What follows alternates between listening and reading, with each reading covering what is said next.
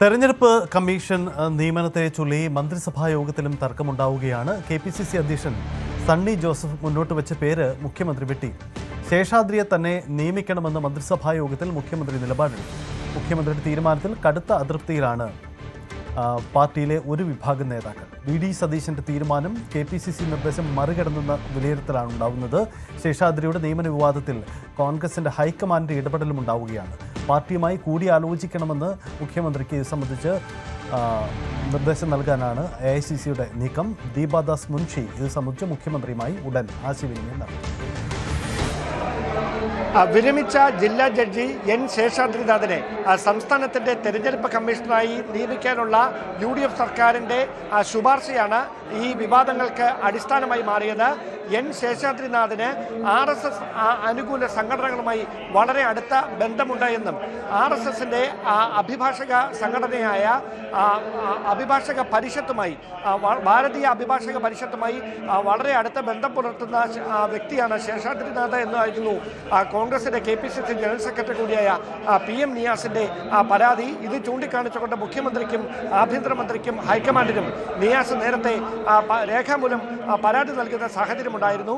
അതിന് പിന്നാലെയാണ് മന്ത്രിസഭാ യോഗത്തിൽ ഈ വിഷയം വീണ്ടും ചർച്ചയായത്. ആ ചർച്ചയിൽ KPCC അധ്യക്ഷൻ കൂടിയായ മന്ത്രി സണ്ണി ജോസഫ് കണ്ണൂരിൽ നിന്ന് തന്നെയുള്ള മറ്റൊരു വ്യക്തിയുടെ പേര് തെരഞ്ഞെടുപ്പ് കമ്മീഷണർ സ്ഥാനത്തേക്ക് നിർദ്ദേശിച്ചുവെന്ന സൂചനകളാണ് ഇപ്പോൾ ലഭിക്കുന്നത്. പക്ഷേ N ശേഷാദ്രിനാഥിനെ തന്നെ ആ ചുമതലയിൽ നിയോഗിക്കണം എന്ന നിലപാടിൽ മുഖ്യമന്ത്രി ഉറച്ചു നിൽക്കുകയായിരുന്നു.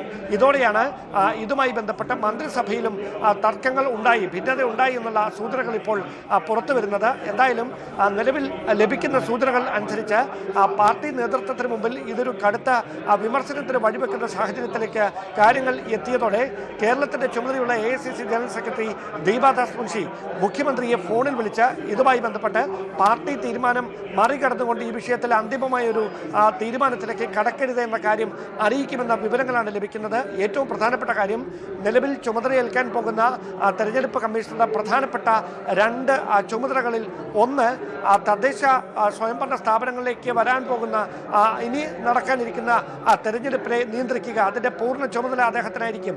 അതോടൊപ്പം അതിനേക്കാൾ പ്രധാനപ്പെട്ട മറ്റൊരു കാര്യം, വരാനിരിക്കുന്ന മണ്ഡല പുനർനിർണയത്തിൽ കൃത്യമായ ഉത്തരവാദിത്തമുള്ള, അതിൻ്റെ മുഴുവൻ ഉത്തരവാദിത്തമുള്ള ഉദ്യോഗസ്ഥനാണ് സംസ്ഥാന തെരഞ്ഞെടുപ്പ് കമ്മീഷണർ. ആ ചുമതലകൾ വഹിക്കുന്ന ഒരു നിർണായക പദവിയിലേക്ക് RSS പശ്ചാത്തലമുള്ള N ശേഷാദ്രിനാഥിനെ പരിഗണിക്കുന്നത് BJPക്ക് ഗുണം ചെയ്യുന്ന തരത്തിലേക്ക് കാര്യങ്ങൾ മാറുമെന്ന ആശങ്കയാണ് കോൺഗ്രസ് നേതൃത്വത്തിൽ ഒരു വിഭാഗം പങ്കുവെക്കുന്നത്. അതുകൊണ്ടാണ് അടിയന്തരമായി ഈ തീരുമാനത്തിൽ പുനർവിചിന്തനം വേണമെന്ന നിലപാട് അവർ ഹൈക്കമാൻഡിനെ അറിയിക്കുകയും ചെയ്യുന്ന സാഹചര്യം ഉണ്ടായിരിക്കുന്നത്. എന്തായാലും സംഭവം വിവാദമാകുകയും പാർട്ടിയുടെ ദേശീയ നേതൃത്വം അതിൽ ഇടപെടുകയും ചെയ്ത പശ്ചാത്തലത്തിൽ മുഖ്യമന്ത്രി VD സതീശൻ വിഷയത്തിലെടുക്കുന്ന തീരുമാനമായിരിക്കും ഇനി നിർണായകമായി മാറുക.